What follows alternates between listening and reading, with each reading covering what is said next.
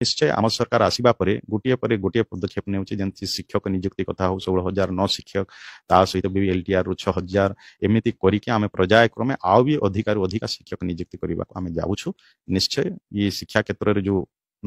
अवहेला थिला निश्चय आम सरकार आसिला परे ताकू प्रकृति में कार्य करुचे एवं निश्चय शिक्षा क्षेत्र में विकास आनी पारे। दुर्गम अंचल रे आम विशेष करिकिना हमर जो शिक्षार व्यवधान सहरांचल शिक्षा एवं ग्रामांचल शिक्षा ये व्यवधान को भी दूर करने आमर प्रिय मुख्यमंत्री मोहन चरण माझी सी गोटे परिकल्पना करिसेंती। देखंतु दुर्गम अंचल रे आम विशेष करिकिना हमर जो शिक्षार व्यवधान सहरांचल शिक्षा एवं ग्रामांचल शिक्षा ये व्यवधान को भी दूर करने आमर प्रिय मुख्यमंत्री मोहन चरण माझी सी गोटे परिकल्पना करिसेंती कि प्राथमिक प्रति पंचायत रे गोटे गोटे आदर्श प्राथमिक विद्यालय हबो आउ गोदावरी आदर्श प्राथमिक विद्यालय तार नामकरण दिया जाइछि। या कैबिनेट भी वर्तमान अप्रूव होइछि एवं प्रति पंचायत पर्यायक्रमे ये जो गोदावरी आदर्श विद्यालय हबो ये गोटे फीडर स्कूल हबो प्राथमिक शिक्षा रे जोठी पिला मानकर भित्तिभूमि प्रतिष्ठा हुए तार विकास करने पिलामान को गुणात्मक शिक्षा देवाई आज सरकार रे ये योजना करा जाइछि। निश्चय ये जो पंचायत अच्छी आमर 6,794 प्रति पंचायत पर्यायक्रमे ये 4-5 वर्ष भितर आम प्रति पंचायत गोटे गोटे गोदावरी आदर्श प्राथमिक विद्यालय करूँ। निश्चय ए परिवर्तन आसो आ जो कथा कहुच्छी जदि जो रिमोट एरिया रे जो स्कूल अच्छी से स्कूल रे जदि कौन प्रकार व्यतिक्रम अच्छी आम ताकू भी देखीचे जे रिमोट एरिया रे अधिकांश स्कूल मानक शिक्षक नथिले तापाई आम सरकार आसवा पर आम 16,000 न शिक्षक भी नियुक्ति देइछे। तो अधिकांश जो वैकेंसी रहुतिला प्राथमिक स्कूल मानक वर्तमान वैकेंसी भी किसी मात्रा रे पूरण होइछि। आगामी दिन रे भी आम सरकार योजना करूछंती अधिकारु अधिक शिक्षक नियुक्ति देबा पाई। तो मोटामोटी आम सरकार आसला परे चिंता करा जाए आम पाखापाखि 28,000 पर्यंत शिक्षक नियुक्ति दबु।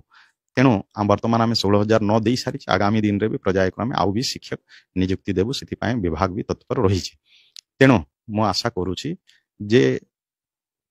परवर्ती समय निश्चय जो व्यवधान रही ग्रामांचल सहरांचल शिक्षा भितर से व्यवधान को भी आम पूरण कर निश्चय जितेबले से सरकार केवल गत सरकार आपण मैंने जानी 5T ना रे भी अनेक प्रकार दुर्नीति केवल रंगमरा कार्य होउथिला। वर्तमान भी अनेक कंप्यूटर भी सप्लाय होता सेगुड़ाक भी कार्यकारी होना ये दुर्नीति आम से सरकार देखीचे। किंतु वर्तमान सरकार प्रकृत विकासमूलक कार्य करने चाहूँगी। वर्तमान प्राथमिक स्तर रु आरंभ करी प्रतिटी क्षेत्र केमती परिवर्तन हम आ जातीय शिक्षा नीति को भी आम गुरुत्व देचु। आपण मैंने जानिथिबे जे PM श्री स्कूल ओडिशा रे हेई पारु नथिला आमे केंद्र सरकार सहित MOU स्वाक्षर कले एवं PM श्री स्कूल ओडिशा रे वर्तमान लागू होइछि। आमे पाखापाखि 450 PM श्री स्कूल पाइछु। निश्चय सिटर उत्तम भित्तिभूमि तैयारी सहित शैक्षिक वातावरण तैयारी हबो ए प्रकार व्यवस्था आम सरकार चिंता करा जाउछि। एवं आपण देखिबु थिबे जे विशेषकर ड्रॉप आउट संख्या बढ़ुला ड्रॉप आउट को कमाइबा भी आम सरकार निष्पत्ति नैछंती। जेमति कि 20-21 शिक्षा वर्ष एवं 21-22 शिक्षा वर्ष देखागला विशेष करिकि 9th एवं 11th रे पिला मानकर बेसी ड्रॉप आउट होथिला। तो ताकू भी आम ड्रॉप आउट रोकवा वर्तमान आदिवासी पिला मानक माधव सिंह हाथ खर्च माध्यम जो माने नवम श्रेणी एवं एकादश श्रेणी रे नाम लिखेबे तांको एककालीन 5,000 टंका प्रोत्साहन राशि देवार व्यवस्था मोहन माझी सरकार रे हेइछि माधव सिंह हाथ खर्च योजना माध्यम रे। तेणु निश्चय एथिरे ड्रॉप आउट भी कमिबो। ता सहित भी आमर भित्तिभूमि क्षेत्र में भी आम सरकार योजना करुछि। गत दिन सरकार रे केवल स्कूल गुड़ा करे भी दलीय रंग दउथिले किंतु आमे पूर्व अवस्था को आमे फेरे आनिछु। गत दिन रे जहाँ रंग थिला स्कूल रो वर्तमान आमे ताकू भी करिछु। गत दिन रे भारत सरकार सर्वशिक्षा अभियान रे भी अनेक विकासमूलक काम स्कूल मानक रे हेई पारुथिला किंतु ताकू भी सेमाने बा नउथिले गत दिन रो बीजेडी सरकार। तो आज सबु क्षेत्र रे गोटे बड़ परिवर्तन आनिबा पाई जेमती NEP को जातीय शिक्षा नीति को ओडिशा रे लागू करबा पाई ता सहित आपण देखुथिबे जे एमिति अनेक स्कूल को आमे प्राय कलाहांडी जिल्ला रे 18 गोटी स्कूल अछि। आमे राज्य रे 91 स्कूल को आम सरकार आसला परे आमे अपग्रेड करिछु। ଏବଂ ଅପଗ୍ରେଡ୍ କରିବା ଦ୍ୱାରା ସି ଅଞ୍ଚଳର ପିଲାମାନେ ଯେଉଁମାନେ ପାଠ ପଢ଼ିବାରେ ବଞ୍ଚିତ ହେଉଥିଲେ ଦୂର ସ୍ଥାନକୁ ଯାଇପାରୁନଥିଲେ ସ୍କୁଲ ଗୋଟିଏ ଗ୍ରାମାଞ୍ଚଳର ସ୍କୁଲ ଯଦି ଅପଗ୍ରେଡ୍ ହେଲା ତ ଅପଗ୍ରେଡ୍ ହେଲା ପରେ ସେମାନେ ଉଚ୍ଚ ଶିକ୍ଷା ପର୍ଯ୍ୟନ୍ତ ସେମାନେ ପାଠ ପଢ଼ି ପାରିବେ ତାର ବ୍ୟବସ୍ଥା ବି ଆମ ସରକାର କରିଛି ଏସଟି ଏସସି ଡିପାର୍ଟମେଣ୍ଟର କଥା ବି ଯଦି ଚିନ୍ତା କରାଯିବ ସରକାର ଆସିଲା ପରେ 10 ଗୋଟି ସ୍କୁଲକୁ ଆମର କଳାହାଣ୍ଡି ଜିଲ୍ଲାର ବି ସ୍କୁଲ ସେଥିରେ ସାମିଲ ଅଛି ଯେ ଆମେ 10 ଗୋଟି ସ୍କୁଲକୁ ବି ଏସଏସଡି ଡିପାର୍ଟମେଣ୍ଟର ତାକୁ ବି ଆମେ ଅପଗ୍ରେଡ୍ କରିଛୁ ତ ତେଣୁ ନିଶ୍ଚୟ ଆମ ସରକାର ଆସିବା ପରେ ଗୋଟିଏ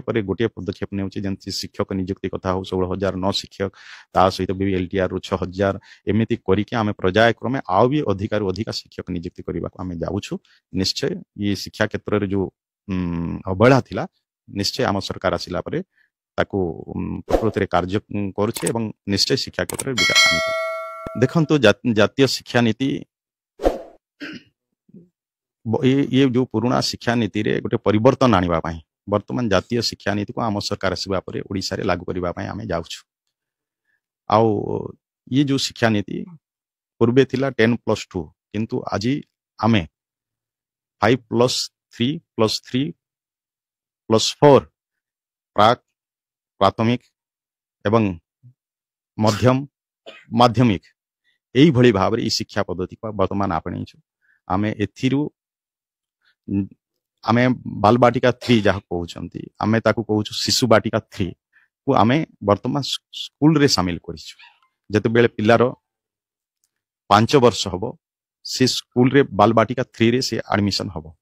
एवं जते बेले तारो 6+ हबो सेते बेले को से प्रथम श्रेणी रे एडमिशन नबो एई भली भाव रे वर्तमान हमरो शिक्षा व्यवस्था को करा जायछि जातीय शिक्षा नीति रे एवं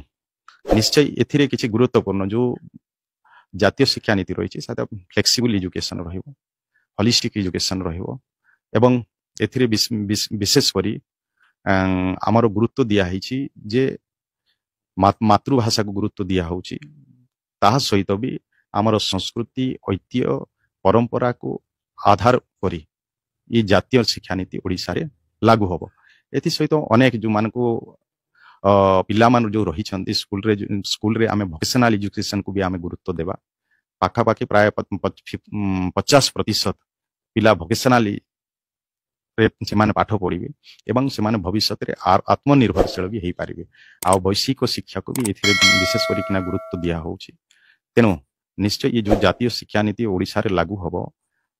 एथि पाई भी हमर ई माटीर पुह केंद्र शिक्षा मंत्री